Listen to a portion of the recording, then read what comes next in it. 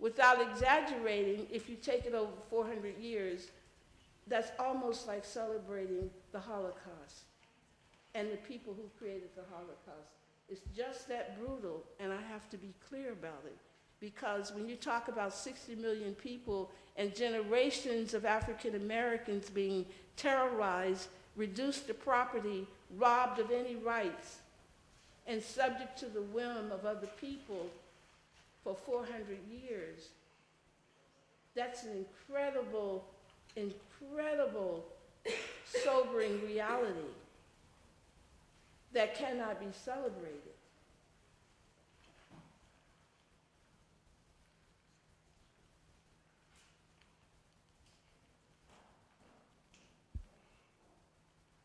And I think these were questions were on the minds of Ella Baker's ex-enslaved grandmother, grandparents, her parents, and her community. Do you realize that she was born 38 years after enslavement? So the question is not whether or not the enslaved community were human, or whether or not, as U.B. Phillips would contend, that the plantation was a training ground that civilized enslaved people, or that enslaved people benefited from good masters. The real question that has never been put on the table, who were these amazing people that managed, after 400 years of enslavement, to produce in the span of 38 years an Ella Baker, Oliver Wendell Holmes, who became president of Morgan State, Lucy Diggs Slowe, the first the first dean of women at Howard University, Mary McLeod Bethune, Charlotte Hawkins Brown, my grandmother. That's the question. Why not do intellectual scrutiny on that question? Who were these amazing people? And what strategies did they develop that allowed them, as in the case of someone like the historian Charles Wesley, to go from the outhouse to go to Ivy League schools in one generation, something that most immigrants couldn't do. That's an incredible observation. What is it that was in the community that Ella Baker grew up in North Carolina and Virginia, that enabled her parents to move beyond segregation and to create in Ella Baker an ethos of resistance and democracy that propelled her to go to Shaw University to excel under the leadership of men like Benjamin Brawley, who was a historian? I say to you that we can learn something from these experiences that have a lot to teach us about the human condition and about countercultures. These are important questions. And so Ella Baker went to Shaw University. She went there not because she was so smart, not because she was so brilliant. She went there because her parents, every day of their lives, inculcated in her a burning desire to get an education. And Ella Baker was one generation behind African Americans who were first this and first that. Now, when I used to hear that, I used to get annoyed. I used to say, why are they talking about first this and first that? They should be angry that they had to be the first. But then I realized, if you're 38 years from enslavement, where you've been treated as if you're property, when you've been told, when the world has been told that you're intellectually and morally inferior, for you to go to Radcliffe and become the valedictorian and Phi Beta Kappa is not only a first, it is a community documentation of its abilities to be fully human. And that was very important. Do not read that in a contemporary model. And so Ella Baker also found herself as the daughter at Shaw University of black women who had been a part of the Deans of Women Black movement headed by Lucy Diggs Slowe, where they were determined to remove white missionary deans of women from black colleges and to put in their place black women. Ella Baker was the first generation college student who was supervised by a black dean of women in historically black colleges. When Ella Baker, people talk about her going to the Harlem Renaissance, that in the 1920s that America was on fire with the Harlem Renaissance. But I want to say that as students, you need to know that black schools were on fire with riots and protests against white paternalistic systems of white presidents. And this was the era of the new Negro, not just in terms of Harlem, but in black colleges throughout the United States. It is because of this movement that we have Mordecai Johnson in 1922 rising as the first president, black president of Howard University. It is because of this movement that Lucy Slowe finds herself at Fisk when the students are having a strike and the president asks her to meet with the students, and she says, I will, but you have to promise not to be in the meeting. And being the white president whose word she said was law, he slipped into the meeting, which violated all kinds of confidences, and Lucy Diggs Slowe suspended the proceedings until he would leave. This was 1920s. This was the 1920s.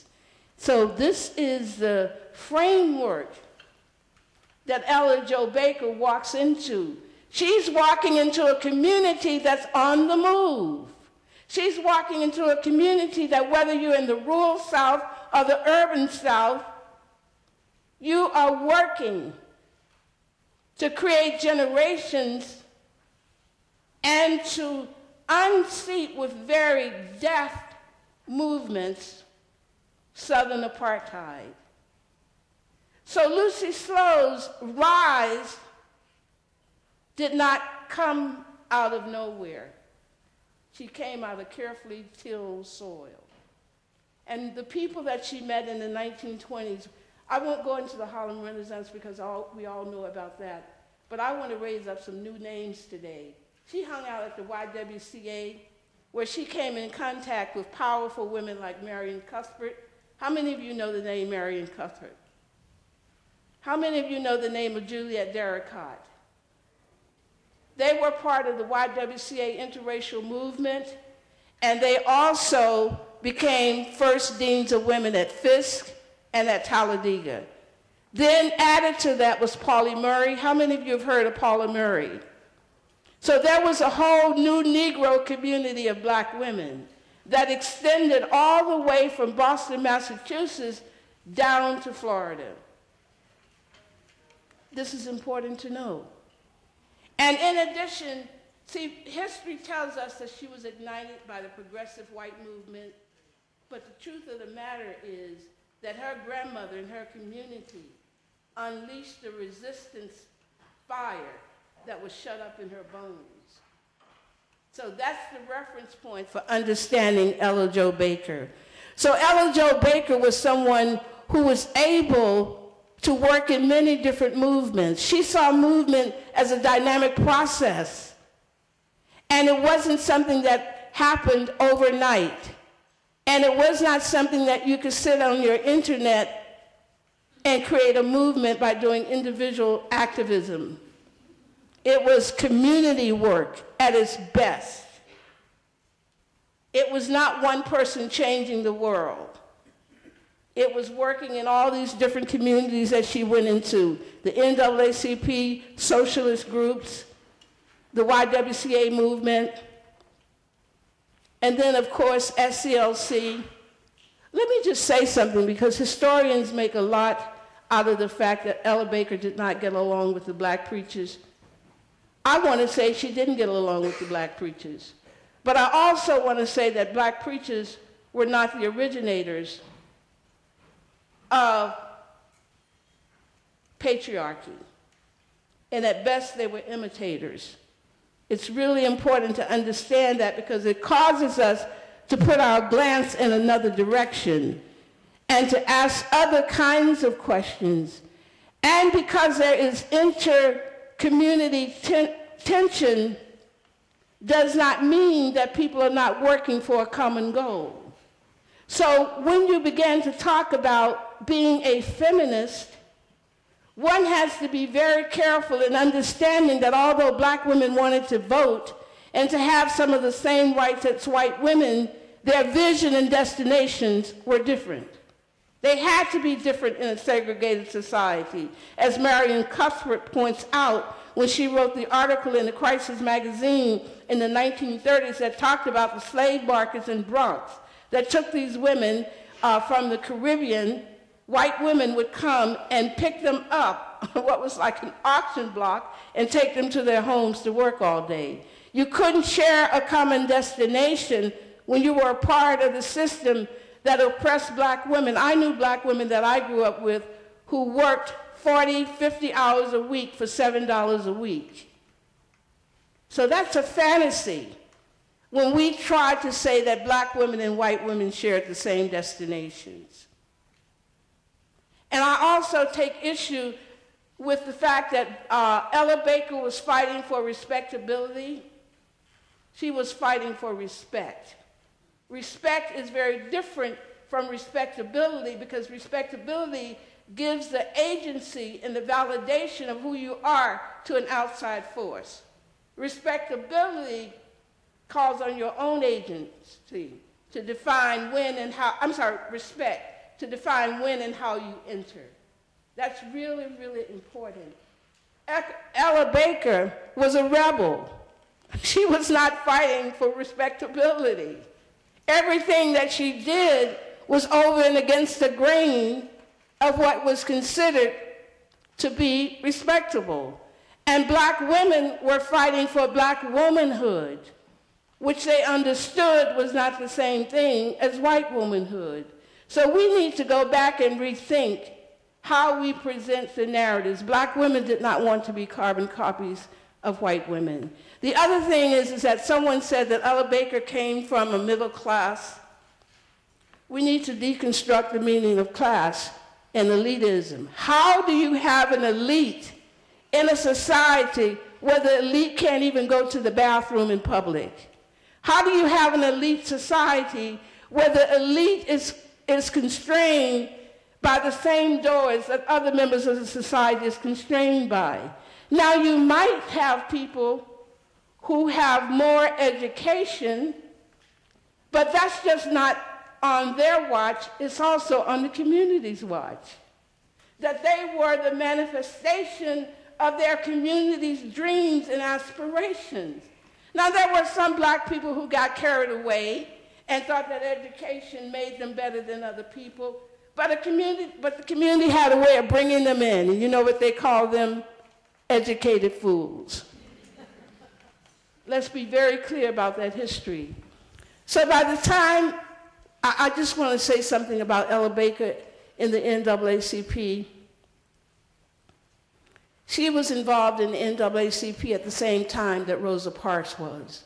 Rosa Parks just didn't sit on the bus one day and decide she was sick and tired of riding the bus. The bus had been a site of years of disrespect of black women by white bus drivers.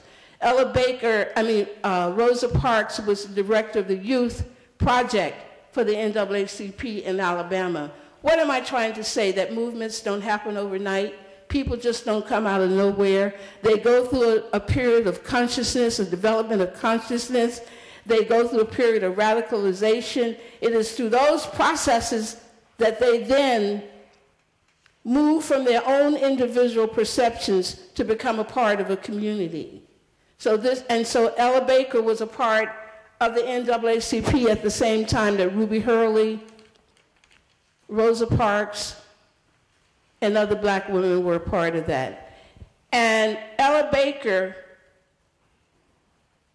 came out of SCLC to work with SNCC. How many people have heard of SNCC?